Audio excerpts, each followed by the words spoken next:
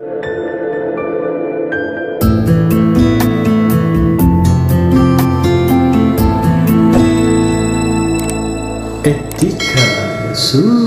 Memang terjadi dengan saya. Ya. Masa tu 94.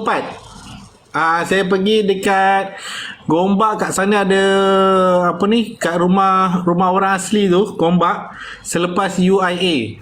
Ya, kat dalam sekali tu. Itu experience saya pertama. Saya memang tak boleh lupa. Eksperimen ke experience? Experience. Ekspedisi. Experience saya yang pertama. Memang kecut lah.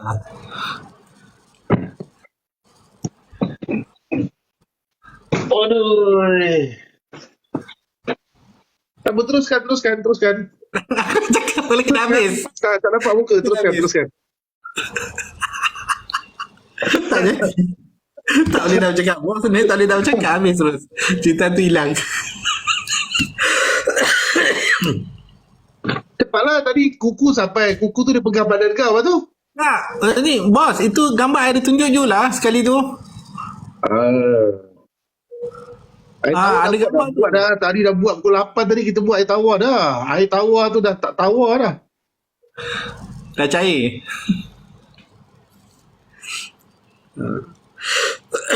Cerita kuku tu panjang tu, gambar tu ada tunjuk dekat ustaz sekali. Yang suami dia tunjuk gambar tu kan. Tak, itu cerita habis kat sana je. Memang lepas tu dia ada datang buat rawatan semua. Tak silap saya dari mana ya? Not sure, Selangor ke Sabah? Mana lebih padu, gelang atau tasbih? Tasbih lagi padu kak. Tapi pengisian dia semua sama. Tapi ustaz memang sarankan ambil tasbih. Antara gelang, tasbih dengan aku, siapa lagi padu? Itu bagi orang yang tengok tu jawab. Jadi cara. Jadi ini peluang anda. Saya membuka ruang untuk anda. Ini peluang anda. Okey.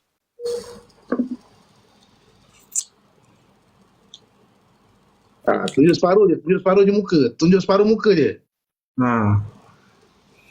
Ini peluang anda. Jika anda berminat, anda boleh menghantar borang ke Mamu. Habis phone aku.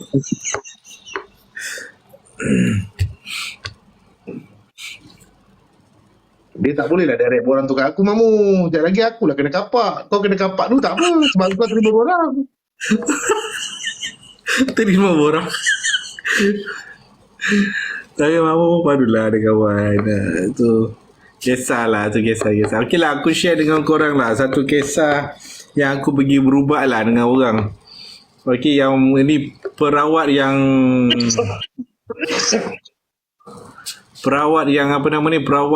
boleh cakap penipu tahap gaban lah.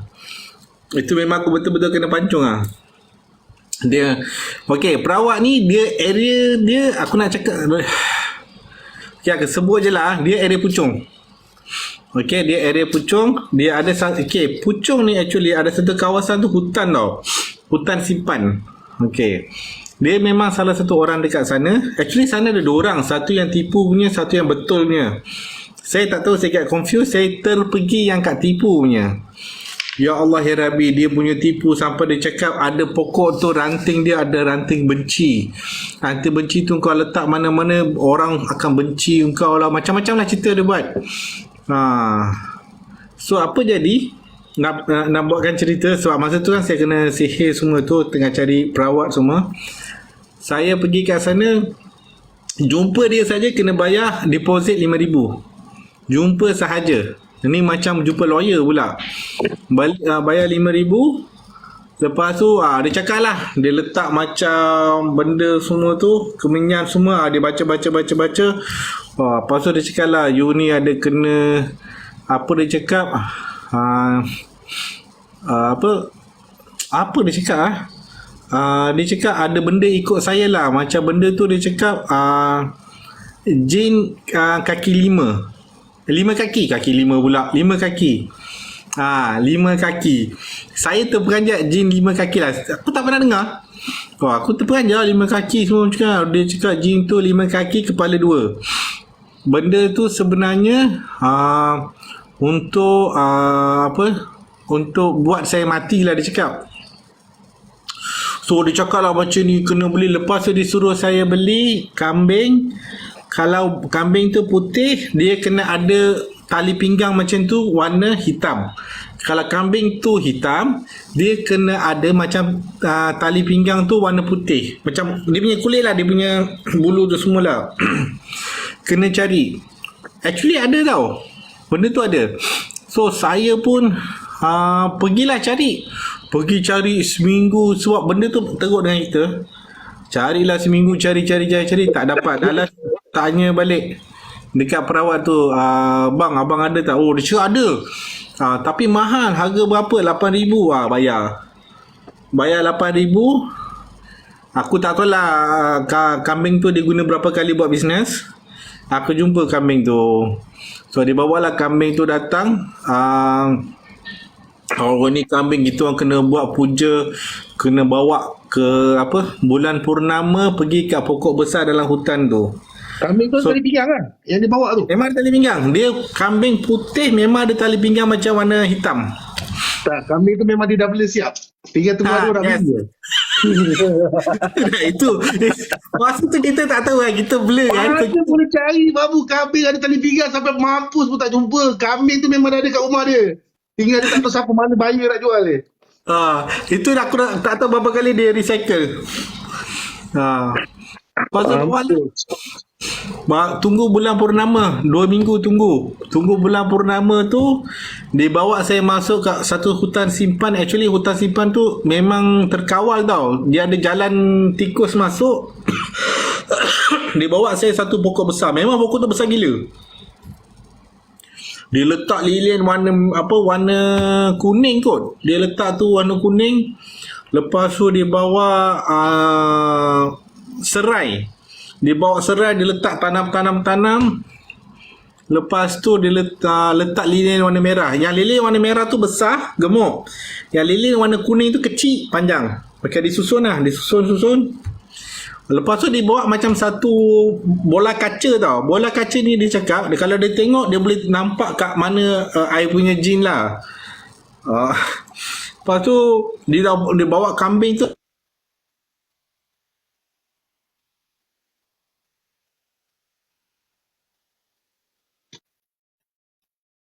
Kita ambil. So okey lah. Tunggu. Lepas tu malam tu dia buat macam baca-baca entah apa dia baca. Lepas tu dia tunjuk lah, ni bola ni boleh nampak. Tu bola kaca saya dah nampak dia letak macam ni. Saya dah nampak mana you punya jin. Saya tengah panggil you punya jin datang. Dia cakap lah jin tu masuk dalam kambing. Jin tu masuk dalam kambing. Tengok je lah jin masuk dalam kambing lah. Kita beria lah, masuk dalam kambing. Lepas ni sihir awak okey, lepas tu mesti okey punya lah, don't worry lah. Kita layan. Lepas tu okey pergi sana. Lepas tu dia suruh saya mandi. Kat sana ada satu sungai kecil. Mandi pada pukul. Kambing yang mandikan ke perawat tu yang mandikan? Perawat tu mandikan saya. Dah ambil air disiram. Bila kambing dah kerasukan, kita takut dia mandikan kau. Kalau kambing tu mandikan kau, aku kena check balik ni apa yang tak kena. Kena kencing lah. Masa jin tu masuk dalam kambing tu bercakap lah. Yang buat kau ni adalah orang ni tak cakap. Tak ada. Dia kambing tu diangkut. Kambing tu diangkut kira jin dah masuk. Bila jin tu dah masuk dalam kambing tu jadi apa? Anggut dianggut macam tu. Actually memanglah kambing anggut. Memanglah dia anggut. Kalau tak masuk jin pun kambing tu memang anggut. Dia bagi mak dia. Tapi tak apalah, kita kena husnuzon. Itu kadang-kadang ilmu Allah Ta'ala ni luas. Kambing tu dia anggut lah. Kambing tu anggut. Apa tu? Lepas tu pergi mandi air sungai kat sana tu pukul masa bulan purnama lah, pukul 1 pagi ke apa. Dimandikan saya dengan air sejuk. Ya Allah ya Rabbi, tahanlah dengan air sejuk semua. Settle. Lepas tu dia cakap okey, awak kena balik, jangan pandang belakang. So saya punya kawan saya, kawan saya drive kereta saya, drive motor saya duduk belakang, saya tak pandang belakang, saya tutup mata lah. Lepas tu sebab I tak tahu lah dia nak sapu kambing tu bawa balik kat rumah dia ke apa, I tak tahu. Lepas tu pergi, dia kata lepas seminggu datang balik. Lepas seminggu datang balik, dia cakap okey, sekarang awak punya jin dah keluar. Tapi dia minta minta pengeras.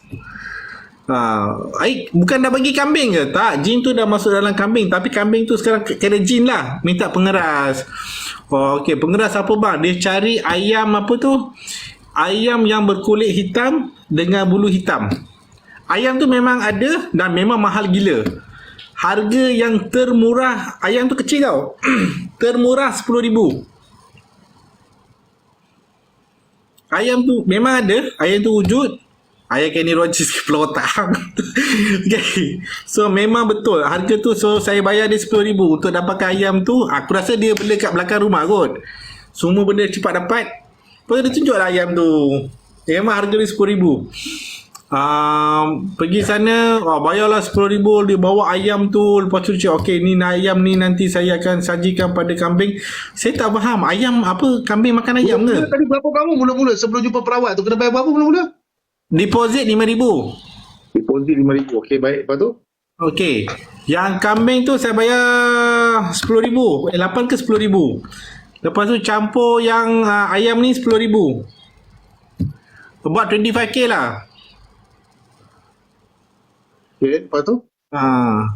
Lepas tu dah habis semua. Lepas tu you balik lah. Sekarang sudah sihat semua. Ya Allah ya Rabbi. Lepas tu dibagi saya macam satu benda batu tau. Batu tu I kena ikat dekat I punya dia tak boleh pakai. Dia suruh I ikat kat sini. Batu kat sini, dia suruh saya ikat macam tu. Lepas tu pakailah. Pakai. Batu tu tak charge, free. Tak, dia macam dia kata apa, macam mana dia cakap dia macam hadiah lah, hadiah. Sebab you dah datang sini 25k, dia bagi hadiah lah. Dia tak payah tekan dia tak payah tekan dah sebab hadiah. Ini aku tak tekan sebab hadiah. Okey, lepas tu? Pakai batu hijau tu, warna hijau tu pakai. Dia kata you lepas ni you pakai ni, you elok jin semua takkan datang dekat. Okey. Selepas tu perut saya makin lama makin membesar tau. Makin membesar sebab kena busung kan. Lepas tu lepas 2-3 minggu memang saya teruk. Lepas asar tu memang saya demam semua tau. Perut keras.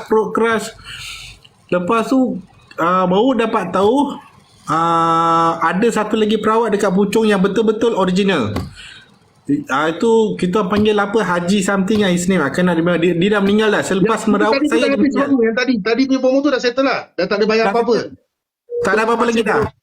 So I sampaikan amanat bomo tu, you masih berhutang dengan dia 1,380. Sebab you tak bayar GST 6%. GST. So better you bayar dengan I sebelum kambing tu hidup balik.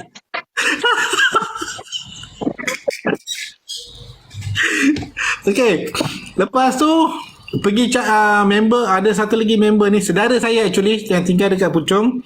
Dibawa saya jumpa yang Haji ni lah, yang original. Haji ni meninggal 2 minggu selepas rawat saya. Haji tu dia charge saya berapa something like RM50 dah pasal beli limau semua tu. Tu je. Dia rawat saya macam mana saya nak cakap dia duduk, bulu roma question ni je.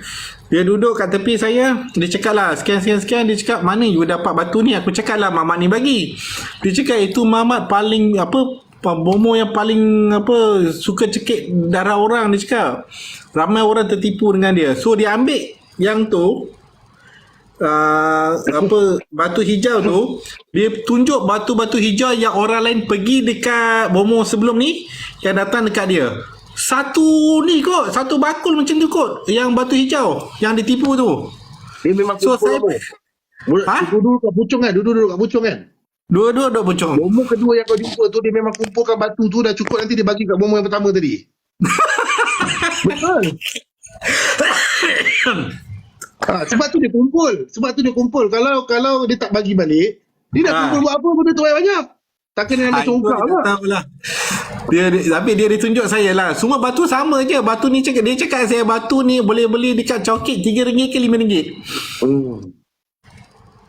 Lepas tu dia dia ubat saya lah, dia baca apa semua ayat-ayat semua dia baca, nama dia Haji something. Dia baca untuk buang lah I punya perut ni. Tak lah, dia buat macam-macam lah Ustaz. Dia pakai daun sirih lah, itu semua serta. Dia kata saya kena datang untuk susulan. First time memang perut saya kecut sikit. Second time tu okay.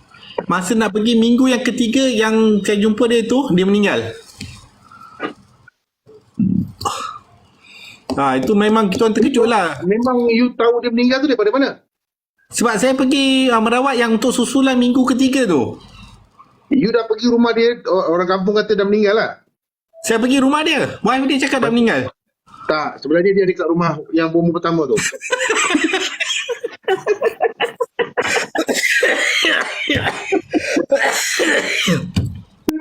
Aduh. Memang jalan lah tu. Tu something yang saya nampak haji tu lah. Dia kata dia kata dah meninggal. Dia dah tua dah tu. Dah meninggal. Untuk rawatan ketiga saya tak sempat lah. Itu saya punya experience lah. Yang saya kena dekat Puchong. Yang saya kena tipu kau-kau. Itu experience yang apa kata orang yang mahal lah yang saya kena. Salah, tapi itu tak mahal. Yang mahal yang dulang emas tu. Dekat 50k kot saya kena. Aku tak pernah kena macam tu lah. Experience aku paling tinggi pun masa rawatan dululah. Paling tinggi aku kena lebih kurang dalam 5,000 lah. Itu pernah kena sekali lah. 5,000 tu pun bukan satu langsam lah. First time 3,000. Kedua, dia nak buat solat hajat. Solat hajat dia harga RM1,000. Fuyo. Kali ketiga, RM1,000 pelepas. Sebab masa tu, I punya mentality macam mana tau? I dah buang satu amount 3,000 pada peringkat mulanya. So, dia akan set otak kita jadi macam mana? Kita jadi macam, kita dah tahu dah macam tak jadi apa pun, macam sama je kan. Tetapi kita dah set otak kita macam, dah alang-alang aku keluar 3,000 tu, bayar je lah 1,000 lagi untuk solat hajat. Misalnya, kita tak tahu pasal perubatan masa tu. So, kita bayar lah 1,000. Okey, lepas tu kata, okey, Alhamdulillah kita dah buat solat hajat apa semua. Lepas tu tiba-tiba dia kata kena bayar lagi RM1,000 untuk pelepasan akhir lah. Macam tu lah lebih kurang. Jadi kita dah jadi macam, first kita dah bayar macam tu. Jadi nak tak nak kita akan ikut lah. Kita akan ikut. Kan? Lepas dah kena 1,000 lagi, dah 5,000 keluar. Lepas tu dia minta lagi 2,000 untuk pendinding. Lepas tu aku turun dinding kan, dia punya nombor tu. So aku block tu. Kan? Dia rasa macam kena game lah. Satu ketika dululah kan masa sebab waktu kita sakit kan, bila kita sakit ni kita jadi macam kita akan lost, fikiran kita akan lost, kita takkan dapat berfikir dengan cara sempurna, kita takkan dapat berfikir dengan cara baik dan kita rasa dan kita selalu dimomokkan dengan perkataan ilmu Allah Ta'ala luas, anugerah. Kita akan dimomokkan dengan perkataan tu dan sampai bila pun korang takkan dapat membezakan benda tu ilmu Allah Ta'ala ataupun sendiri punya create dan memainkan fikiran orang. Kan? So, bila saya dah duduk dalam bidang rawatan, baru saya nampak, wah ini nama dia, itu dipanggil sudut psikologi, permainan psikologi yang korang jadi macam perasan tak perasan. Lepas tu lagi satu sudut psikologi yang saya biasa jumpa pesakit ataupun kenalan-kenalan yang terkena satu amount besar ni, kebiasaannya itulah yang terdesak tu, dia terdesak. Dia akan jadi fikir macam mana tau. Aku pernah jumpa dengan perawat yang ikhlas hati, yang tak kenakan bayaran. Tapi dia just rukiah biasa, kosong je, tak ada apa benda. Lepas tu dia suruh aku balik. Tapi bila jumpa dengan perawat yang cas sampai 7-8 ribu, dia fikir macam mana tau, ini mesti betul ni, sebab tu dia cas sampai 7-8 ribu, sebab benda ni bukan senang nak buang, jadi benda tu memerlukan sampai 7-8 ribu punya amount kan. Jadi kita akan set nak pergi yang 7-8 ribu tadi kan. Pada hakikatnya kita tak sedar lah sekali bila terjadinya satu-satu penipuan, kita tak ada nak buat apa. Kau nak report polis tak jalan, polis pun tak akan ambil kes-kes macam tu sebab kamu yang memberi, dia letak atau harga terpulang pada kamu, kamu nak ke tak nak tu terpulang pada kamu. Kamu memberi, jadi macam mana pun tetap akan jadi. Kamu hanya boleh berjaja cerita. Tapi dia ni tak heran pun pasal jajaan cerita kamu. Betul. Sebab dia still ada pesakit-pesakit. Sebab mungkin dalam 10 orang, ada 2-3 orang pesakit yang elok apa semua. Jadi cerita tu dah merebak-rebak. Jadi setakat kamu bercerita, biasanya dia tak heran pun. Okay? Dia tak heran pun. Tapi kalau lebih dahsyat, kalau dia pengamat ilmu hitam. Sebab kadang-kadang macam kita dulu kan, kita merawat dulu. Pekakas-pekakas kita ni dah ada dekat Tok Momo. Gambar kita kadang-kadang ada, baju lah, itulah ada. So kadang-kadang benda itu dijadikan umpan untuk menyerang kamu dalam kamu tak sedar. Pasal tu dia bukan dipanggil kaedah rawatan Islam tau. Dia dipanggil benda ni bahaya. Mana kata ada juga perawat Islam yang ambil baju lah apa benda tu semua. Kan? Tetapi benda tu jadi bahaya disebabkan apa? Daripada perkakas itulah nanti boleh jadi macam-macam. Dia boleh hantar jin dekat kamu dengan cara mudah. Dia boleh attack kamu daripada sana dengan cara mudah. Okey, pasal tu saya tak galakkan. Saya tak galakkan kamu bagi gambar sekeping dekat perawat. Saya tak galakkan kamu bagi nama mak. Dia cerita pasal nama mak ni pun kadang-kadang memeningkan kepala juga sebenarnya. Cuba ambil cuba kamu kena ambil satu sudut rawatan Islam dengan rawatan ilmu hitam. Saya tak nafikan 300 lebih orang ni, dalam 300 lebih, mesti sekurang-kurangnya 200 orang yang pernah sakit, mereka juga pernah berjumpa dengan perawat ilmu hitam. Sebab bagi mereka, dia rasa macam, aku dah jumpa dah banyak perawat Islam, ustaz-ustaz tak jadi apa, aku jumpa jugalah dengan perawat ilmu hitam. Perawat ilmu hitam perkara yang pertama yang dia minta, itulah dia. Saya secara jujurnya, masa saya sakit, saya bukan kata perawat ilmu hitam. Tok Pekong Cina aku pernah masuk. Tok Pekong India saya pernah masuk. Saya pernah masuk ni kuil India, saya pernah masuk dekat Sentol. Saya masuk kat kuil India tu, saya berjumpa dengan penjaga kuil India tu. Di mana penjaga kuil India tu dia tak boleh cakap Melayu. Dia memang tak boleh cakap Melayu. Okay, so saya kena duduk dekat dalam bilik dia, saya masuk duduk dalam bilik dia. Bila tok dia masuk, bila ada tok masuk dalam badan, dia misalnya panjang masa dia duduk dia tu. Lepas tu tok pun masuk dalam badan. Dia menggelarkan diri dia Panglima Hitam. Bila Panglima Hitam tu masuk, tiba-tiba dia bercakap Melayu. Assalamualaikum. Padahal dia penjaga kulinya tu. Kan? Tapi dia nak kena rokok daun dia. Assalamualaikum. Siapa nama tuan hamba dan siapa nama ibu hamba. Dia dialog dia tiba-tiba bertukar kan. Tapi kalau sekarang ni aku jumpa, aku tepuk dengan kepala dia. Sebab kita dah tahulah benda tu kan. Lepas tu last kan, bila hujung-hujung rawatan kan, dia kata apa, kamu mesti telah banyak mengeluarkan wang kamu untuk memberi kepada perawat lah apa benda. Aku ingin menghadiahkan kamu 4 angka. Dia kata, wah aku cakap Panglima Hitam nak bagi aku nombor. Panglima Hitam nak bagi aku nombor, babe. Dia Assalamualaikum dah. Dia nak bagi 4 angka pula. So dekat situ sedikit sebanyak, dah lah kita sedang diuji, Allah Ta'ala sedang menguji kita. Dalam masa yang sama, kita diuji dengan perkara-perkara yang boleh menjauhkan diri lagi mensyirikkan Allah Ta'ala. Faham tak? Kalau kata dekat tempat orang lain, mungkin saya kat tempat orang lain, mesti kamu akan ambil 4 nombor tu dan kamu akan terus membelilah kuda lah. Siap bagi tahu, babe. Nak beli kat kuda ke, dia tak panggil kuda tu, dia panggil rumah. Dia panggil rumah merah, rumah biru. Dia gunakan bahasa tu. Kalau kamu ingin membeli ni, belilah di rumah merah, kemudian belilah di rumah biru sikit. Dia macam tu. Lepas tu Panglima Hitam katanya lah. Tapi saya tanya dengan penduduk-penduduk kat situ, memang dia ni yang penjaga kuil India tu, memang dia tak boleh cakap bahasa India. Memang dia tak boleh cakap bahasa Melayu. Dia memang daripada India dibawa ke sini untuk jaga kuil tersebut. Saya ada pengalaman pergi dekat kuil Siam. Okey, dekat kuil Siam tu, di mana kita masuk dalam kuil Siam tu, saya tengok berapa ramai orang Melayu terpaksa minum air apa. Saya tak tahu air apa, tapi banyak orang Melayu yang terdesak tau. Dia orang jadi macam mana tau? Dia jadi terdesak sebab kita tak ada satu, kita hanya diwar-warkan di Malaysia Darul Shifa saja. Sebab pengasasnya tu Dato' Dr. Ismail Kamil, itu saja. Kita diwar-warkan itu saja. Tetapi dalam sudut rawatan bangsa lain, dia tak macam tu tau. Rumah agama mereka adalah tempat ada bantuan dalam keperawatan. Ada bantuan. Mana kata kalau kamu orang Siam, kamu pergi dekat kuil Siam tu, ada pasukan yang akan membantu kamu. Dia tak ada spesifik macam kita kena pergi jumpa Edika, kena pergi jumpa ustaz ni. Dia ada di rumah agama mereka, kalau kamu pergi mesti akan ada pasukan yang boleh. Dia tak sama macam Islam. Kalau Islam boleh, tapi dia bukan betul-betul belajar dalam bidang perawat. Dia just ambil apa-apa yang basic apa, dia baca-baca macam itu saja. Dia tidak betul-betul spesifik dalam bidang rawatan. Okey, saya tengok orang Melayu kita minum air. Saya tak tahu air apa yang duduk dekat depan dia punya kuil-kuil tu kan. Okey, saya tengok dia orang kena minum apa semua. Masa tu saya tak teruskan sebab saya nampak pelik dekat situ. Dia nak kena bawa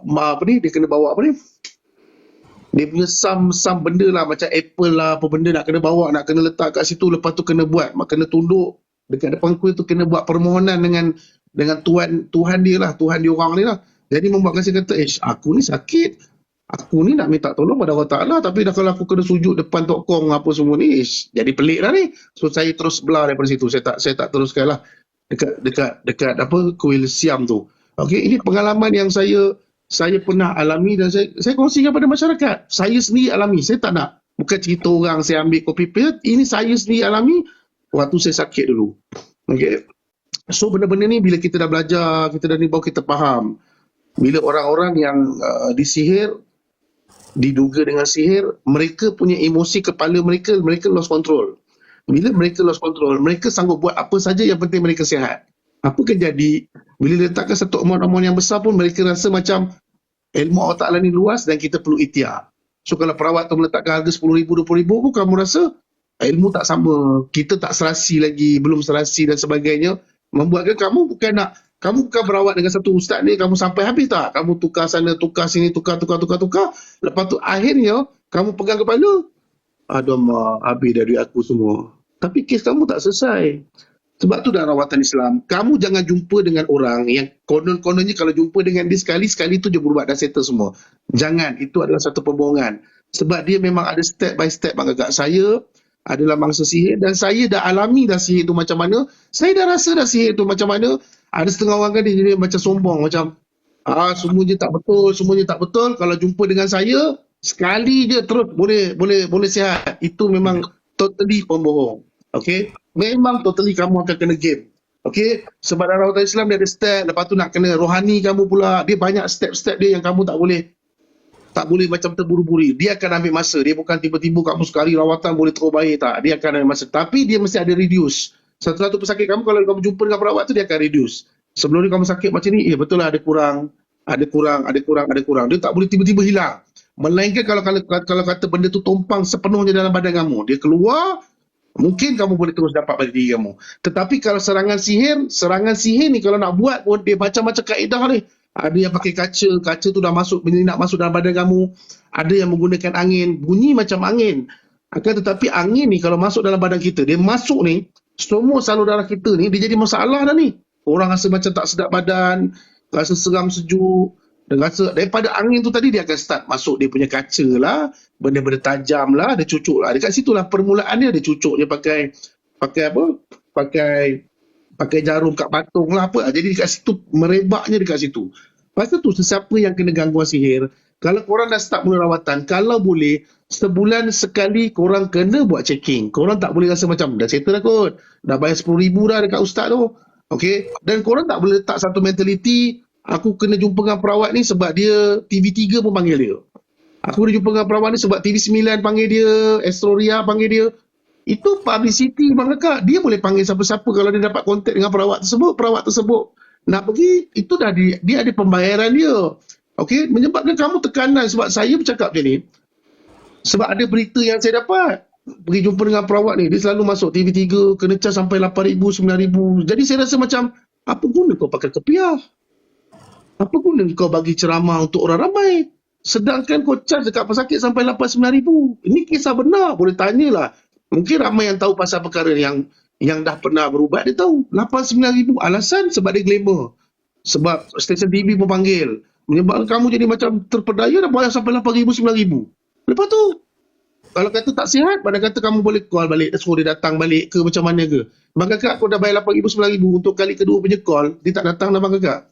Dia tak datang dah. Dia ada patient-patient lain apa semua dia nak uruskan. Dia tak ada macam kita ada sistem jadual dan kita ada buka jadual khas untuk rawatan susulan. Baru-baru ni kita ada buka. Sebab kita pun kesian dengan rawatan susulan, kita ada buka jadual. Mana kata tak apa. Saya jumpa dengan pesakit saya 10 kali pun tak apa. Sebab kita tetap minta tolong pada Allah Ta'ala. Kan? So benda tu bahayalah. Tapi kalau kamu nak cuba, kalau kamu rasa kamu mampu untuk membayar RM8,000, RM9,000, kamu rasa kamu mampu, dan teruskan. Tapi kalau kamu rasa sebab harga dan rawatan ini tidak siapa-siapa, dia tidak termaktub dekat dalam mana-mana jabatan agama ke, jabatan KKM ke, mana-mana jabatan pun dia tak boleh meletakkan, tak boleh sampai harga. Dia sebenarnya tidak ada apa-apa syarat pun untuk meletakkan harga, terpulang kepada perawat tersebut. Sebab tak dinafikan, untuk merawat satu-satu pesakit, risiko sangat tinggi. Akan ada serangan-serangan juga yang kena pada perawat tersebut. Saya tak kata pergi jumpa yang harga RM100, RM200. Itu saya cakap benda tu terpulang kepada pesakit tu sendiri, dan terpulang juga kepada perawat tu sendiri. Ya, tapi kalau satu amount yang agak besar ni, saya tak tahu nak cakap macam mana kan. Saya tak sampai hati. Tapi saya tak tahu kalau ada yang sampai hati dan itu terpulang pada korang lah. Kan? Terpulang pada korang. Ramai perawat yang menipu pesakit. Pasal tu Prabu apa nama ni, Prabu ni dapat apa teruk sangat nama kau ni, daripada mana ni?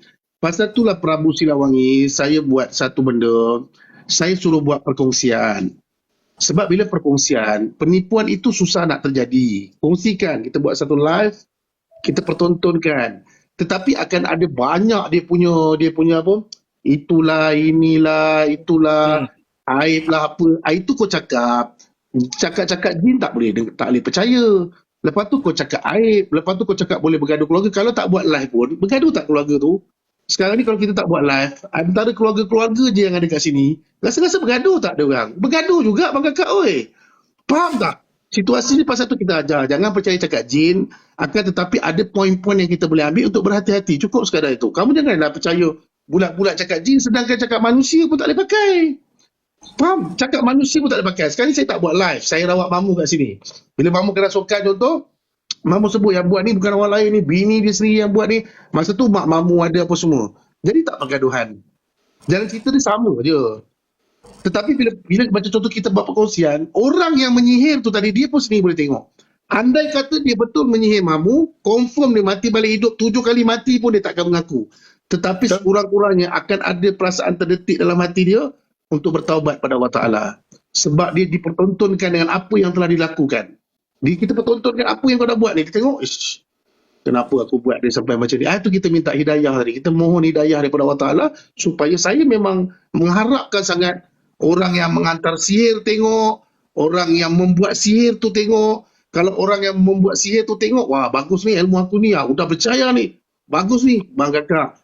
Satu masa nanti, InsyaAllah tak banyak sikit VTT yang kami kongsikan akan ada hidayah buat orang yang mengantarkan sihir. Itu jam nanti akan ada pula ahli keluarga dia yang diuji dan dia tak mampu nak merawat ahli keluarga dia. Ini lumrah kehidupan yang kita tak boleh lari. Kita pusinglah macam mana pun, benda ni akan terjadi juga pada kita. Okey. Saya dalam bidang perniagaan, saya berjumpa dengan ramai orang. Okey, saya juga ada musuh-musuh yang cuba tikam saya daripada belakang. Ini kisah benar saya cerita. Saya juga ada musuh-musuh yang saya anggap baik pada mereka dan saya berikan kasih sayang sepenuhnya pada mereka. Akan tetapi sikap seseorang manusia yang dia iri hati dengan kejayaan kita membuatkan dia akan tikam kita daripada belakang, dia bawa cerita buruk kat belakang dan sebagainya, contoh. Kemudian akhirnya apa tindakan yang dia buat tu, saya hanya senyum saja. Ya Allah, ya Tuhanku, andai aku buat kesilapan, ya Allah kau hukumkan aku. Tapi andai kata aku tidak buat kesilapan, ya Allah, benda ini sekadar fitnah, ya Allah, kau beri petunjuk dan hidayah pada dia. Bang kakak, orang-orang yang saya buat macam ni semua patah balik bang kakak. Awak kalau ikut tim saya, contoh tim Allman saya, ada berapa ramai yang dah keluar dan patah balik kat sini. Ada sampai minta maaf apa semua. Benda ni pasal tu korang just relax, biarkan permainan itu bermain dengan seterusnya. Kamu senyum dan kamu anggap yang itu adalah Allah Ta'ala punya kuasa yang sedang menguji kamu. Dalam masa yang sama, dia sedang mendidik kamu. Memilih kawan yang betul.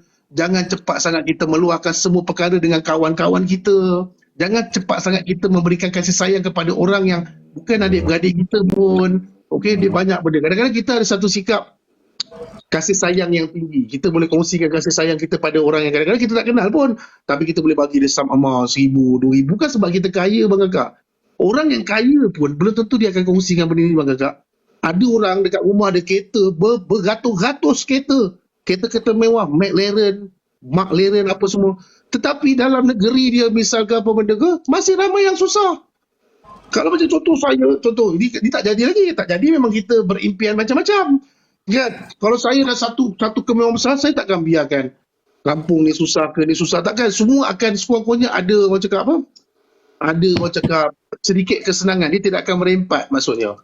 Walaupun orang tu kaya bang kakak, belum tentu lagi dia boleh memberikan satu-satu amount pada kamu. Walaupun dia tak kenal. Tetapi amount yang kamu bagi ni kadang-kadang bukan positif pada diri kamu. Kadang-kadang ianya menjadi negatif. Okey?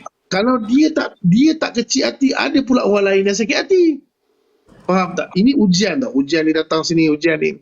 Jadi benda-benda ni kadang-kadang Allah Ta'ala menguji kita supaya kita memerhatikan. Macam tu juga dalam bidang keperawatan. Saya antara yang terawal dalam TikTok, dan saya berkawan dengan ramai orang dalam TikTok pada mulanya. Pada mulanya saya berkawan dengan orang ni. Tapi kenapa kalau dengan Edika ni habis semua ditolak? Kenapa? Siapa yang pernah ikut saya lama dia tahu. Kadang-kadang kita memberikan sokongan, tapi pada hakikatnya sokongan kita ni, dia sedang mempergunakan kita je. Saya tak sedar tau benda ni. Saya terima kasih banyak kepada moderator saya yang mana pernah rapat dengan saya, menyedarkan saya, sebab kita tak boleh nak tonton live orang tu sentiasa. Tapi Allah Ta'ala kurniakan saya satu pasukan di mana sampainya berita-berita, saya jadi terkejut lah. Selama ni aku bagi sokongan kat kau. Aku naik, aku payung nama kau supaya sebab saya rasa saya tak boleh nak merawat semua orang. Jadi saya payung nama-nama mereka, pergi jumpa dengan ustaz ni, pergi jumpa dengan dia, pergi jumpa dengan dia. Sebab saya rasa saya tak boleh nak merawat semua dengan keadaan WhatsApp yang macam ni banyak. Dengan saya pun ada orang rumah, dan saya perlu ada masa dengan saya ada perniagaan lain.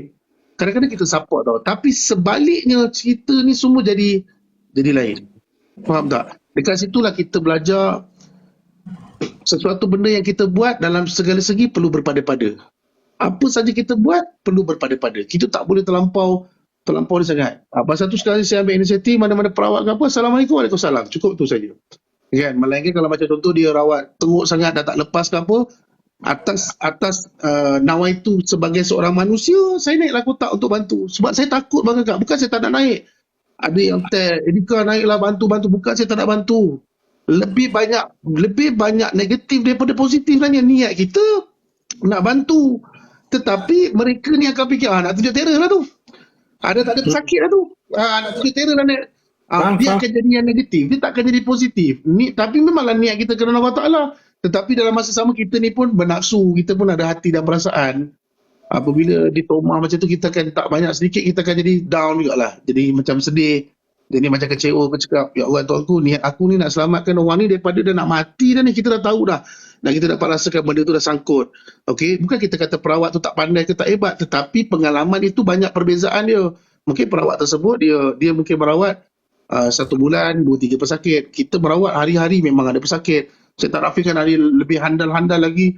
Yang satu hari sampai 30 orang, 40 orang. Maknanya kata pengalaman dia lagi luas tau. Lagi luas sebenarnya. So dia dah berhadapan dengan benda-benda dia banyak. Sama juga macam mereka pun niat nak bantu, tetapi dia akan jadi macam dia akan jadi terbatas disebabkan sikap-sikap manusia. Okey, terutama yang mana-mana suka komen yang bukan-bukan, yang macam pandai sangat dalam bidang rawatan. Tapi bila kami minta invite naik kotak tolong bantu, dia lari. Dah lari. Dia pakai fake account masuk, dia lari dah pergi tempat lain. Dia tidak membantu pun. Kan? Dia tidak membantu. Pasal tu nasihat saya pada semua, apa saja yang kita buatkan perlu berpada-pada. Perlu berpada-pada. Kan? Kadang-kadang sampai satu tahap saya cakap, macam contoh sekarang ni, macam orang nak pinjam duit kan. Saya bagi contoh lah orang nak pinjam duit. Ustaz tolonglah Ustaz, saya betul-betul kecemasan ni nak pakai 3,000. Saya tertanya balik diri saya. Kamu kecemasan nak pakai 3,000, pernah tak kamu bagi support dekat saya? Contoh pernah tak kamu bagi support dekat saya? Untuk dapatkan 3,000 tu bang Kakak, awak tanyalah dengan affiliate saya. Nak dapat 3,000 dengan produk saya ni tak susah bang Kakak. Saya antara produk daripada pusat rawatan yang memberikan komisen yang sangat tinggi. Kamu nak minta dengan cara senang tetapi kamu tidak pernah berusaha. Okey, saya bercakap ni bukan untuk orang luar saja tau. Saya juga bercakap ni untuk saudara mara ke apa benda ke. Dan benda ni memang ada berlaku. Ya. Kau nak minta 3,000 dengan orang senang-senang, kita boleh. Bukan tak boleh bagi, Mamu. Saya boleh bagi 3,000 tu. Bagi saya senang. Tetapi, apa pula yang kamu beri kepada saya? Saya bukan minta pembalasan. Tetapi apa yang kamu boleh membuatkan saya rasa macam, aku perlu bantu dia. Sebab dia pun support. Sama each other support, membantu dalam menjurus kepada satu perjuangan. Tapi kalau kata kamu pun senang. Pada kamu minta wang ni 3,000. Pada kamu minta wang 3,000. Kamu minta wang 3,000. So dia tak ada jalan penyelesaian tau. Akhirnya hubungan kita sebagai persahabatan tu akan terputus. Okey, sebab apa? Dengan alasan kamu tak mampu nak bayar balik. Kamu memang tak mampu nak bayar balik. Kamu dah hutang satu orang 3,000. Kemudian dengan pendapatan kamu pun tak berapa banyak. Kamu nak kejar 3,000 tu bukan satu perkara yang mudah. Dan kamu tidak ada inisiatif pun untuk membangunkan diri kamu. Yang kamu hanya tahu menunggu, tunggu pinjam orang ni 3,000, top up sini, bayar sini sikit. Itu pun kalau bayar. Ada kebanyakannya tak bayar pun. Dia dapat 3,000 hak ni pula. Dia rolling pula dan lain. Dia dapat sini bang Kakak. Dan macam contoh dalam perniagaan. Bukan semua orang boleh jadi founder. Bukan semua orang boleh jadi big boss. Okay? Benda ni memerlukan satu modal yang besar sebenarnya. Kamu cuba nak jadi macam orang tu, sedangkan kamu tak pernah terfikir orang tu jadi macam tu, macam mana dia susah sampai dia boleh jadi macam tu. Kamu tak pernah terfikir berapa banyak modal yang dia dah spend untuk company dia. Berapa banyak, mana kata kalau macam contoh besok lusa tiba-tiba lockdown dan sebagainya, dia dah standby ke tak untuk dia dah standby ke tak untuk staff dia dah standby siap. Kamu yang nak jadi macam dia, kamu kena bermula daripada bawah. Kamu tak boleh tiru dia bulat-bulat, tiba-tiba kamu nak duduk ke atas. Okay? Macam contoh rawatan-rawatan saya yang dia tiru, kita jurus macam ni, dia pun jurus. Kita macam ni, dia pun macam ni. Kita macam ni, dia pun macam ni. Bang Kakak, sebelum aku boleh jurus macam tu, banyak lagi benda yang kita nak sampaikan tahap dalaman tu. Kau takkan boleh tiru. Kau tirulah macam mana. Kita yang kat bawah ni, kita gelak je. Saya senyum je, saya cakap, sampai tahap macam ni, kau kopi lepas tu tak jadi apa. Sudah. Ini benda yang macam mana benda yang saya tak faham motif dia apa sebenarnya. Okay? Pasal tu untuk kita copy paste orang, kita kena bermula daripada bawah. Tengok perlahan-perlahan macam mana. Macam contoh perniagaan pun macam tu bang. Kau tak boleh tiba-tiba nak duduk. Tiba-tiba nak supply helikopter, kau tahu tak orang tu daripada bawah ni macam mana. Daripada 10 perniagaan, dikecilkan jadi 8. Duit tu makin berkembang. Daripada 8 jadi 7. Duit tu makin berkembang, lagi besar. Dia punya bukit tu makin besar. Kemudian dia pecahkan bukit dia menjadi lebih besar. Dia tambah bukit sebelah sana, dia pecahkan satu amount besar, sini dia pecahkan 2 bukit, dia lagi besar. Okey? Dan sampai akhirnya dia akan memilih satu saja perniagaan yang dia rasa, inilah dia gunung yang sepatutnya aku jaga.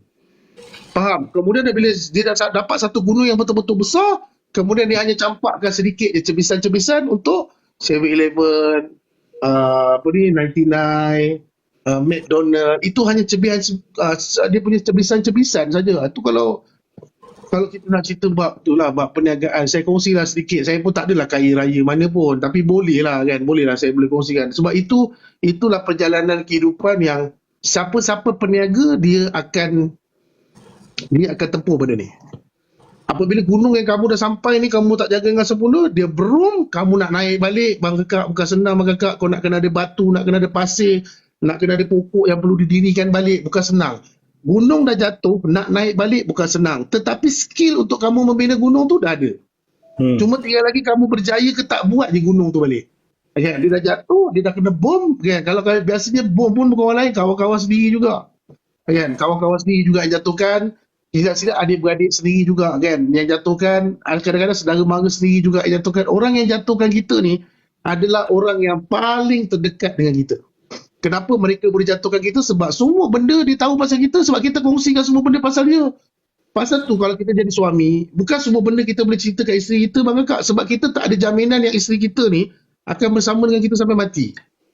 Macam tu juga dengan isteri, bukan semua benda kamu boleh kongsikan pada suami. Akan satu masa bila kamu bercerai, benda ini akan jadi masalah. Dan benda inilah yang mereka akan jadikan sampai satu tahap kamu tekanan, yang ni pula hantar sihir kat sini, yang ni hantar sihir kat sini. Saya banyak aset-aset saya yang orang rumah saya tak tahu. Bukan semua benda saya kongsikan. Kalau dia nak tahu setelah saya meninggal dunia nanti, baru mungkin dia tahu, laki aku ada aset kat sini, Kongostan, Hindustan, setan apa, baru dia tahu. Tak semua benda kita boleh kongsikan orang, sebab kita sedang membina satu benda yang bukan untuk diri kita, tapi kita bina satu benda yang juga untuk orang lain. Untuk anak kita, untuk ahli keluarga kita.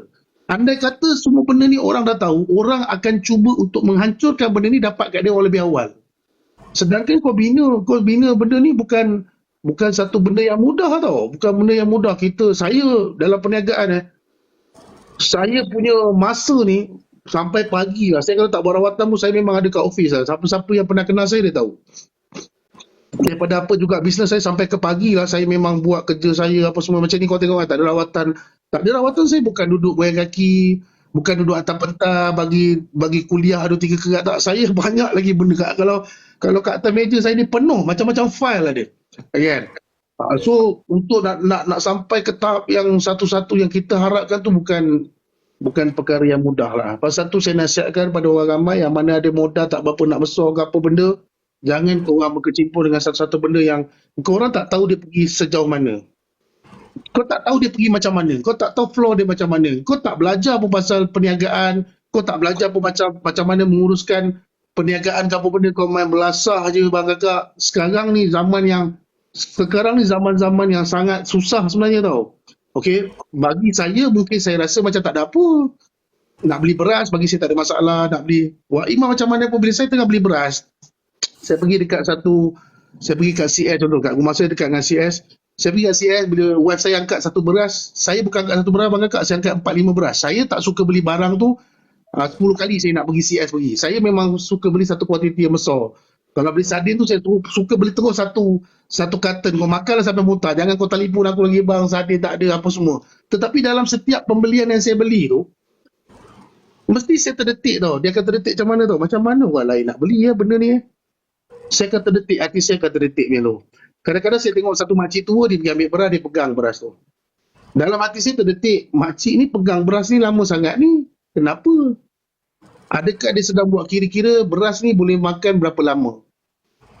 Ataupun adakah dia sedang berkira-kira beras ni nak disedekahkan kepada orang lain juga? Faham tak? Jauh di sudut wajah dia kita nampak macam muka dia ni bermasalah. Okay? Kalau kau nak cerita pasal harga beras, bang kakak, dulu pun harga beras kita dah mahal. Sekarang pun dah mahal. Tapi disebabkan permainan politik ni, isu tu jadi lebih parah sebenarnya. Orang ni tuduh orang ni tak guna, orang ni kalau kau naikkan parti PAS pun naik sebagai kerajaan, harga tu tetap akan sama, tetap akan naik sebab benda ni permainan ekonomi. Dia bukan bercerita pasal Malaysia je tau. Benda ni permainan ekonomi. Kalau kata Barisan Nasional naik, harga tu tetap mahal. Kalau kata parti PAS walaupun pakai serba jadi Perdana Menteri pun tetap akan mahal sebab itu bukan permainan politik, itu adalah permainan ekonomi dunia. Faham tak? Ini satu dunia punya cerita. Kau pergilah dekat Bangladesh ke, kau pergilah kat Nepal ke, kau pergi kat mana, benda tu memang terjadi sekarang ni. Sebab inilah permainan. Pasal tu kita kena jaga tanah-tanah kita dengan sempurna. Kalau kita ada tanah apa benda, kita tak boleh gadaikan suka-suka hati. Sebab benda ni lah, ini pemakanan ni untuk negara ni apa semua. Kita tak perlu nak mengimport benda-benda daripada luar sebab negara kita dah ready. Faham? India buat sekatan sebab India tak bodoh. Dia satu negara yang dah susah. Dia kena create. Aku ada beras yang aku ekspor ke banyak negara. Jadi apa aku kena buat? Aku nak majukan negara aku kena buat satu sekatan. Bila aku buat satu sekatan, jadi harga beras ni akan melambung tinggi. Automatik akan menggalakkan pertumbuhan ekonomi negara. Itu je. Tapi korang orang Melayu gaduh. Oh ni lah apa ni, Anwar Ibrahim tak guna, yang ni tak guna, yang ni. Aku tanya kau daripada awal Perdana Menteri kita sampailah sekarang, mana satu yang berguna? Yang berguna bagi korang adalah orang yang boleh bagi kau tiap-tiap bulan 5,000 tak payah kerja. Itu yang paling berguna. Selagi Perdana Menteri tu tak boleh bagi kau duit, selagi itulah kau anggap semua Perdana Menteri tak berguna. Semua tak berguna. Kan? Sebab kita dah diberikan satu momokan politik yang di mana sogokan wang sedang berlaku, dalam masa sama kau tak sedar. Bila sogokan itu dah berlaku, permainan duit kita dah di rolling, hilang macam tu saja. Ekonomi, macam contoh kita ambil KWSP. KWSP tu memang duit kita. Kita nak keluarkan duit tu atas dasar apa? Atas dasar kita tengah susah. Tak salah lah, boleh lah. Kita keluarkan atas dasar sebab kita susah. Akan tetapi, kamu kena faham, duit KWSP ni rolling daripada kerajaan ni tadi. Dia ada rolling dia macam-macam. Apabila satu amount besar dikeluarkan kepada kamu pun bukannya buat berniaga pun, duit KWSP tu kadang-kadang habis macam tu juga. Tiba-tiba beli BNB lah apa, tak dinafikan lah. Ada yang buat benda yang betul tapi tak semua. Apabila satu amount besar dikeluarkan, automatik segala benda ni dia akan tiba-tiba naik. Sebab apa? Dia nak crowd balik, duit tu masuk balik dekat dalam tabung yang telah disimpan oleh mereka yang nak buat rolling ni. Ini saya bagi perkataan yang mudah faham. Okey? Jadi kadang-kadang tu yang kita tak buat. Pasal tak lepas KWSP keluar, semua benda naik mendadak, tiba-tiba dengan elektrik tiba-tiba naik menggila, kan? KWSP aku ambil tu 10,000, kau menanggung tu sampai sekarang abang kakak. Lepas tu kau hari-hari buat live, membebel tekanan hidup, sedangkan kau tak ada inisiatif macam mana nak keluar daripada kepompong tekanan hidup ke apa, tak ada, benda tu tak ada. Yang korang tahu bising hari-hari pagi dengan Anwar Ibrahim tak guna, celaka lah, itulah inilah. Bang kakak bagi dia peluang sampai 5 tahun. Mahathir tu kita boleh bagi peluang sampai berpuluh-puluh tahun. Sampai dah nak mati pun nak masuk lagi bertanding. Dah tiba-tiba dah jadi hero. Hari tu kau kutuk dia gila-gila. Sekarang tiba-tiba kau nak jadikan dia hero pula. Ini walaupun dah. Tak, bagi je dia habiskan dulu dia punya ni. Sebab apabila kau terlampau terikutkan sangat politik ni, orang luar takkan masuk dalam Malaysia lagi. Dia takkan masuk dalam Malaysia. Contoh saya ni perlu negara. Saya nak buat satu kilang Tesla lah dalam negara. Saya nak melabur ke kalau kata kejap tukar Perdana Menteri 5 minit, 2-3 tahun tukar Perdana Menteri, 2-3 tahun lagi tukar Perdana Menteri, 2-3 tahun lagi tukar Perdana Menteri. Kau ingat aku nak melabur ke kat negara tu? Mati balik hidup aku tak nak melabur. Faham tak? Biarlah dia habis, dia menang, biarlah 5 tahun. Apa, dah Sultan kata, biar gabungan-gabungan ni. Dah Sultan cakap macam tu kan. Kau setan, dia Sultan. Kau nak lawan Sultan macam mana? Dah Sultan cakap macam tu, ikut je lah, biar je lah dia. Yang kau ni yang nak semak-semak kepala pasal apa? Inilah kau cari je peluang keemasan kau, sama ada kau nak buat affiliate ke, kau nak buat apa, nak buat meniaga ke, macam mana ke. Kau kena teruskan kehidupan kau tu macam biasa. Kan kau tak payah nak semak kepala lah Anwar Ibrahim ni bila nak jatuh. Dia takkan jatuh senang-senang macam tu je. Dia bukan senang-senang tiba-tiba dah jatuh naik baru. Lepas tu yang ni jatuh, yang ni naik baru lagi. Bagakak disebabkan baru-baru ni punya penceritaan lah, ekonomi kita sebenarnya jadi teruk, down, orang tak nak melabur apa semua. Kan? Kita suka dengar TikTok, slide. Saya ni bercakap ni, bukan saya sebelah Anwar Ibrahim ke, saya tak sebelah siapa-siapa. Saya bukan peminat politik sebenarnya. Tetapi benda ni sebenarnya dalam masa sama kadang-kadang rakyat ni lebih nak bermanja, tapi dia tak nak keluar daripada satu kepompong yang dia perlu keluar. Dia perlu keluar. Andai kata kamu memang ada satu pekerjaan yang kamu dapat gaji tiap-tiap bulan, kamu perlu keluar daripada benda tu, kamu perlu ada side income lain. Kamu tak boleh stay lagi dah dalam keadaan contoh gaji kamu 2,000, kamu perlu ada satu benda lain untuk kamu tambahkan lagi pendapatan kamu. Kamu jangan berhenti dulu. Kalau kamu berhenti, kamu masalah. Sebab itu peluang, itu pendapatan tetap kamu. Tetapi kamu jangan sampai hilang fokus kamu kepada pekerjaan asal kamu. Dalam masa yang sama, kamu perlu ada side income backup. Kamu perlu buang masa kamu untuk menampung ekonomi keluarga kamu. Terpaksa. Itu bukan suka-suka. Memang terpaksa. Kita dah zaman sekarang ni, ada orang sampai buat sampai 3-4 kerja, ada orang sampai buat 5-6 kerja. Kita dah terpaksa ikut letak ni tadi. Okay, kita terpaksa, bukan kita suka-suka. Kadang-kadang orang cakap apa, Edika ni sampai 5 pagi. Padahal duit dah ada dah apa semua. Kenapa dia masih, apa lagi yang dia nak kejar? Saya bukan saya bukan nak kejar untuk diri saya dah. Saya kena fikirkan mamu, saya kena fikirkan staff saya. Saya ada lagi pasukan komen dekat berapa ratus orang. Saya dah tak boleh, saya kena fikirkan saya ni punya empire ni bukan seorang dua yang saya perlu fikirkan. Kalau jadi apa-apa kat aku ni, macam mana dia orang ni? Saya banyak benda yang saya kena fikirkan. Jadi saya marah korang pun macam itulah. Kerja keras, cari satu benda yang boleh bantu diri korang, bantu juga orang lain. Lepas tu, jangan cepat mengalah, jangan nak salahkan kerajaan. Kau pun tak tahu apa dia buat, apa semua. Okay? Duit RM, duit ringgit Malaysia tiba-tiba jatuh. Baru jatuh 3 hari, kau dah bergelumpur. Sebelum ni jatuh. Kau pernah tak main US dollar, Bang Kakak? Kau nak cakap pasal ni? Kau pernah main US dollar? Dalam poket kau ada tak US dollar? Aku dekat dalam laci aku 4-5 ribu US dollar ada. Kau nak cakap pasal US dollar, dalam bank kau ada tak US dollar? Contoh saya nak cakap, dia bercerita pasal US, tapi yang jatuh ni bukan pasal Malaysia. Yang jatuh ni majoriti semua jatuh, kan? Dah ditekannya. Tak pasal-pasal orang tua tu lagi kena. Nanya, bagi sokongan. Kita bagi sokongan kepada pemimpin, biar dia pergi tengok macam mana. 5 tahun je tak rasa tak boleh, terajang lah pun, dah susah. Okey.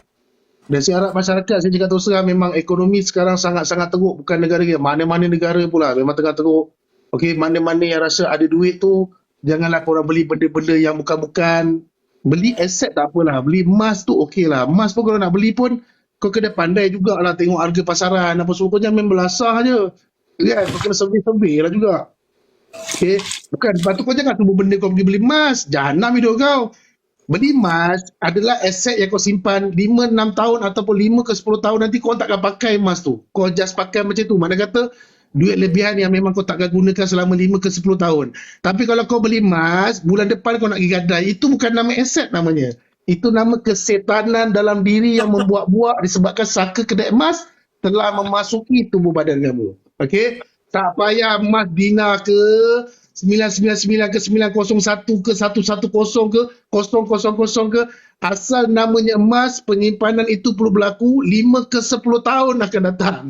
Kalau kau beli emas hari ni, kau beli satu gelang emas, tiba-tiba besok kau cakap, bang, ada lagi lah emas tu lah, terkepok pula tepi dia, design baru lah bang, yang keluar duitnya bang, kau tak apa, kau tukar minta. Tetapi itu tak jadi penyimpanan. Bila penukaran, kalau macam contoh abang kau beli satu gelang baru lagi, tak apalah.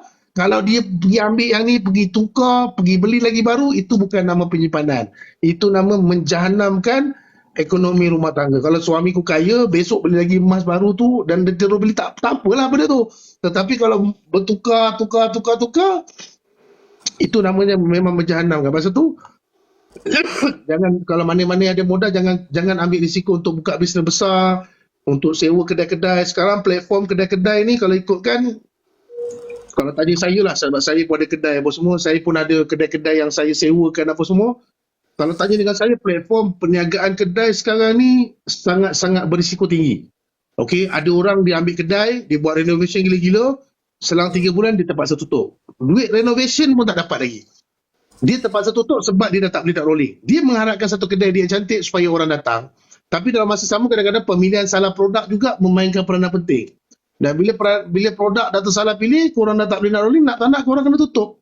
Okey, dan juga jangan simpan perniagaan yang kau rasa-rasa memang dah tak boleh pergi. Walaupun kau sayang macam mana pun, kalau rasa cash flow kau dalam perniagaan tu dia jadi macam negatif, you must go. You kena keluar daripada kepompong. Tidak, nanti dalam akaun kamu pun semua habis.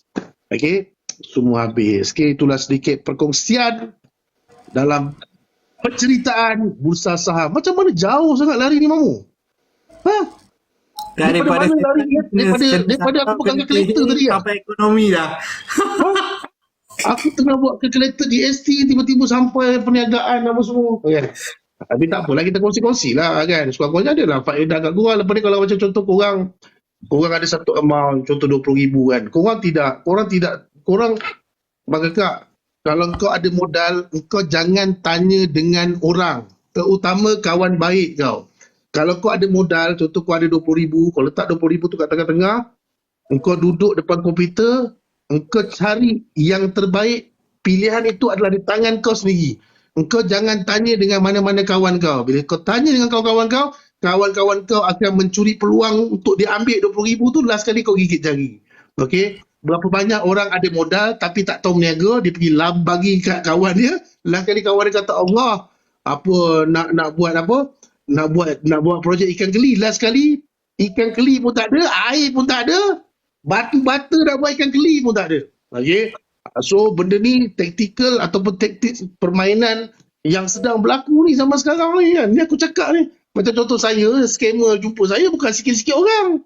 Orang ni datang, sejak bila dia sekarang ni, kalau contoh akaun bank kamu agak bagus dekat dalam dia, kan, keluar masuk duit pun bagus apa semua, kau tengok macam-macam alung telefon. Halo, saya Alan Encik Edika. Ya.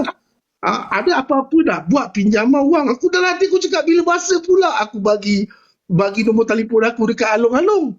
Kau nampak? Dia tahu kita ada wang, dia nak bagi pinjaman kat kita. Sebab apa? Dia nak makan, nak kaut duit apa yang kita ada. Itu dia punya konsep dia, kan? Yang bagi nombor telefon saya ni agak tak siapa? Yang bagi nombor telefon saya. Yang bagi ni siapa? Tak ada orang lain, memang bank. Yang kau harapkan itulah yang bagi kau punya, yang kau bagi kau punya nombor tu semua. Kan? Dia pagi-pagi buta, 8 pagi. Halo, Alan, saya Alan. Jika Edika macam nak pinjam wang, susah ke apa, boleh telefon Alan lah. Jangan cari orang lain, cari Alan lah. Kau ingat, bukan dia nak pinjam duit dengan aku kena pinjam duit dengan dia orang. Kan? Benda-benda ni, kena hati-hatilah kan, kena hati-hati. Okey, duit terlalu banyak dalam bank pun bahaya. Kau kena keluarkan apa yang patut, simpan berkatil pun tak apa. Sebab ni negara ni apa-apa saja boleh terjadi. Okey, apa-apa boleh terjadi ya. Tiba-tiba boleh terjadi. Kita tak minta. Tetapi apa-apa saja boleh terjadi. Itu yang dipanggil aset emas tadi yang kau pegang, yang ada kat tangan kau. Andai kata terjadinya apa-apa dekat bank-bank dalam, tidak ada apa-apa jaminan pun. Kalau tiba-tiba perap, kau nak cakap apa? Kan? Kau nak pergi apa? Kau nak pergi dekat bank negara tu, kau nak baling bom ke apa, tak ada makna je. Pasal tu yang orang cakap emas sebagai simpanan, inilah yang sebagai simpanan. Tetapi jangan kau simpan dalam sistem. Emas tu perlu ada dekat tangan. Apa benda pun fizikal perlu ada dekat tangan. Jangan simpan dalam sistem. Sistem manusia buat ni pun boleh jadi macam-macam. Besok lusa boleh apa? Boleh perang kan, boleh tutup buku. So tak rugilah Ustaz beli dekat wang besar-besar. Saya memang beli besar-besar kat wang saya sebab saya anggap itu sebagai aset. Okey. Saya pernah susah tak? Saya pernah susah. Wah, saya bagilah gelang tu. Ambil abang ni, ambil dulu pergi hantar kedai. Saya bagilah pajak gadai, saya pergi hantar pajak gadai. Lepas tu saya kembangkan lagi perniagaan saya. Benda ni bukan satu benda yang memalukan. Emas tu saya beli. Saya perlukan duit, saya pergi hantar kat pajak gadai. Saya dapat satu emas untuk selamatkan syarikat saya. Kemudian syarikat saya dah kembali kukuh, saya tebus balik emas tu. Dan keuntungan yang saya dapat, saya belikan dia lagi besar. Misalnya macam tu. Tapi janganlah korang tu tak tebus balik, lepas tu kau pergi rolling pula duit tu kat tempat lain. Itu lumrah. Dalam perniagaan itu lumrah. Naik turun tu perkara biasa. Tetapi sebelum kita jatuh, kita kena pastikan aset kita ni dah ready. Kalau aku jatuh, kita kena spend dalam masa 6 bulan ke setahun. Dalam masa setahun, kalau bisnes aku jatuh, apa yang aku dah ready? Kalau kita tak ready, jangan. Kan? Kalau kita tak ready, jangan. Kan? Tapi tak boleh semua benda kau nak bagi kat bini kau. Ni pun aku kena cakap terus terang kan. Tak semua. Walaupun saya sayang isteri saya, bukan semua benda kau boleh bagi dekat isteri. Berpada-pada. Kena berpada-pada. Sebab tidak ada jaminan pun yang isteri kamu ni akan kekal dengan kamu sampai mati. Okay? Tidak ada apa-apa jaminan. Suami pun tidak ada apa-apa jaminan. Isteri pun tidak ada apa-apa jaminan. Okey, kita meneruskan kehidupan kita sampai akhir hayat. Tapi sampai atau tidak itu urusan Allah Ta'ala. Kita tak tahu. Okey, jangan semua benda ada setengah kan dia macam bagi kat bini, bagi kat bini. Bini dah puk masuk ekor lain, tak faham satu masa kan gigit lagi. Semua dah. Tak boleh kau dah keluar macam mana dah dalam ekor dia. Okey, pasal tu apa yang bini kita nak kita bagi, tapi perlu berpada-pada. Tak semua benda kau boleh bagi semua kat dia orang, lepas tu kau gigit jari. Ini benda yang penting lah untuk kita sesama manusia, kan. Bukan kita tak percaya bini kita percaya bini kita. Cuma ada masanya kita kena fikirkan juga diri kita. Sebab kita usaha untuk kita dan keluarga. Ada masanya kita kena fikirkan juga diri kita. Okey? Itulah maksud dia. Faham tak? Faham tak? Okay, kena clear tau. Yang aku bercerita pasal emas ni, kau kena clear tau. Bukan aku cakap jangan belikan untuk bini. Okay, kena faham apa aku cakap. Jangan bila ilusi, kita cakap lain, pemahaman dia lain. Kena faham konsep dia macam mana. Okay, bila beli, boleh tak beli emas? Boleh, bukan tak boleh. Jangan kata, tak boleh. Bukan tak boleh, boleh. Tetapi cara kita nak menggandakan tu, kena faham lah kat situ. Tapi banyak yang faham, tapi ada yang tak faham tu, susah lah. Kan? Tak faham, susah. Okey? Bagus. Ustaz, bila nak buat air tawar? 2 minggu saya tak buat. Nanti lepas 2 minggu saya baru buat. Okey? Lepas 2 minggu saya baru buat. Baguslah. Dia orang tak tanya soalan. Ada soalan tak? Ada tak soalan. Free kelas malam ni. Saya tak ada kelas-kelas macam tu bang. Saya pengalaman hidup je. Pengalaman tu saya ajar je lah. Kan? Kalau korang berjaya, mungkin satu masa korang berjaya nanti, alhamdulillah lah, Erika ajar aku ni. Kau doakan aku pun dah cukup. Dah okey lah. Bagi pegangan saya, doa orang-orang yang teraniaya ni bang kakak, doa tu sampai tau. Walaupun kau mendoakan orang, dia sebenarnya kehidupan ni doa je. Kita tak boleh mengharapkan, kita tak boleh memaksa orang mendoakan untuk kita. Akan tetapi bila sesuatu benda dia berjaya dan dikecapi, dia akan mendoakan untuk kita. Dia akan otomatik doakan untuk kita. Adakah kita mengharapkan dia orang? Tak juga. Kadang-kadang doa dia tu boleh buatkan kita lebih kaya daripada apa yang sepatutnya. Doa orang ni yang kita nak. Doa orang ramai ni. Macam contoh air tawar kan. Air tawar tu benda yang simple je. Bagi saya benda yang simple. Akan tetapi ada ribuan orang menganggap benda tu tak simple. Okey, ada ribuan orang yang menganggap benda tu tak simple. Benda tu bagi mereka bila mereka dapat, lepas tu mereka rasa lega, kelegaan, kebahagiaan buat mereka tu adalah kebahagiaan saya. Faham tak? Kebahagiaan buat mereka, kebahagiaan saya juga. Okey, dan walaupun mereka tak berdoa pun untuk saya pun, bila dia rasa bahagia pun, insya-Allah Allah Taala tu dia akan balas nikmat kebahagiaan tu pada saya. Macam tu je lah, simple benda tu. Sebenarnya dia tak susah, tetapi kita yang rasa benda tu beban. Dia tak susah tapi kita yang rasa macam tak boleh lah, nak ni kena jumpa lah, nak minum ni kena jumpa lah, datang lah, jadi rugi lah kan. Tak payah abang kakak, kau tak payah fikir macam tu. Rezeki Allah Ta'ala punya. Saya pegang kat situ, rezeki Allah Ta'ala punya. Kod macam mana pusing pun, rezeki kau tetap rezeki kau. Janganlah kau risau. Gerudi, minta gerudi pula. Okay. So hari ni kita belajar bab ekonomi. So 400 hari jelata kan, rakyat-rakyat Malaysia. Apa yang saya cakap bab politik tu, saya tak pandai sangat bab politik. Tapi ada je ahli-ahli parlimen yang kadang-kadang datang jumpa. Saya tu background saya lah sikit sebanyak, ada je yang datang untuk minta sokongan apa semua. Bukan saya tak nak layan, tapi saya dah boring dah dengan penceritaan mereka. Jadi apa yang kita kena buat? kita lantakkan politik tu letak tepi. Yang penting kita ada sultan yang menjaga kedaulatan negara kita apa semua. Lepas tu yang penting diri kita sendiri lah. Kita keluar daripada kemumpung yang kita kena selamatkan diri kita. Okay, itu je. Saya nak berubat. Saya sekarang 2 minggu saya tak ada buat apa-apa. Okay, saya nak outstation. Okay, faham Bagus. Apa ni lagi? Saya minum air tawar hari ke-7 malam ini. Rasa bergerak-gerak dalam perut. Lama pula gerak. Ada gangguan ke tu? Apa dia? Minum air Dia tawar. minum air tawar. Kalau minum air tawar, ada tindak balas, makna kata mungkin ada gangguan. Itu kena pergi check lah pusat rawatan mana berhampiran. Cuba check dulu kenapa benda tu bergerak kan. Kena check dulu. Kadang-kadang angin yang bergerak kan. Kadang-kadang angin pun kadang-kadang jadi macam tu juga. Kan dah lama nak berubat. Lepas tu Dia nak berubat actually. Orang ni ada masuk live saya tadi. Saya cakap masuk grup tele dulu. apa dia ni? Masuk grup tele dulu lah. Okay, baby pun bergerak. Ya, tengok pada apa yang suami kita buat lah. Kadang-kadang baby pun bergerak juga. Okay. Tak berubah Ustaz, masuk free slot kosong. Tak, berubat ada. Cuma saya tak buat live untuk 2 minggu ni. Ni sebab puncanya tadi aku nak tengok Mamu cakap apa. Patutnya aku tadi naik kejap je kotak ni. Dah merebak ni. Kerja aku banyak lagi atas meja ni kan. Patutnya sikit je. Dah merebak sampai berjam-jam pula. Tu saya malah naik kotak kan. Cuma saya tak buat live dalam masa 2 minggu ni sebab ada sebab-sebab dia. Kita sedang mencantikkan. Kita sedang dalam proses mencantikkan pusat rawatan. Lepas tu nanti baru kita akan live balik. Cuma rawatan tu saya tak buat live lah dalam masa 2 minggu ni. Tetapi semua rakaman-rakaman untuk rawatan kita akan masukkan dalam YouTube channel. Okay, saya akan masukkan ke sana. 2 minggu ni je saya tak bagi saya siapkan semua pusat rawatan ni. Kan? Lepas tu nanti baru kita akan live semula. Okay? So banyak benda. Saya takut jadi tengah-tengah live tiba-tiba besi jatuh atas kepala ke apa ke. Ini masalah. Okay? Faham Bagus. Dalam tele pun susah nak dapat untuk appointment. Memang susah bang kakak. Kan? Memang.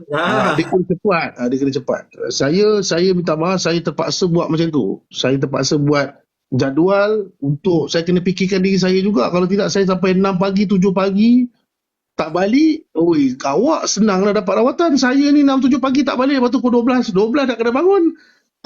Jangan. Kan? Bukan kata nama awak Sherif ke, Cherry ke, apa ke. Memang itulah. Bukan kata awak je tau. Saudara mara saya yang ada nak datang pusat rawatan pun saya suruh dia masuk slot. Ini saudara mara pun saya minta masuk slot. Sebab jadual tu bang kakak. Jadual saya dah terlampau padat. Okay. Jadual saya dah terlampau padat. Okay.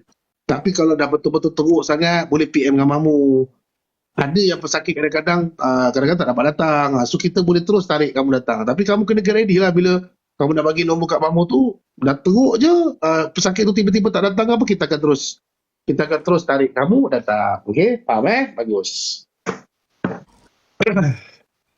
Okay. Lagi apa-apa soalan? Kalau tak ada apa, jom saya nak buat kerja. Orang tak boleh tidur. Pukul 3 dah Mamu. Tadi aku ingat nak naik 5 minit je kan. Lupa je dah sampai 3 pagi. Okay lah, jom guys. Korang teruslah sembang dengan Mamu. Saya dah buat kerja dulu. Okay. So orang-orang Perak, besok kita berjumpa di Perak. Okay, jumpa semua lagi. Assalamualaikum warahmatullahi wabarakatuh. Bye-bye. Alright boss, thank you.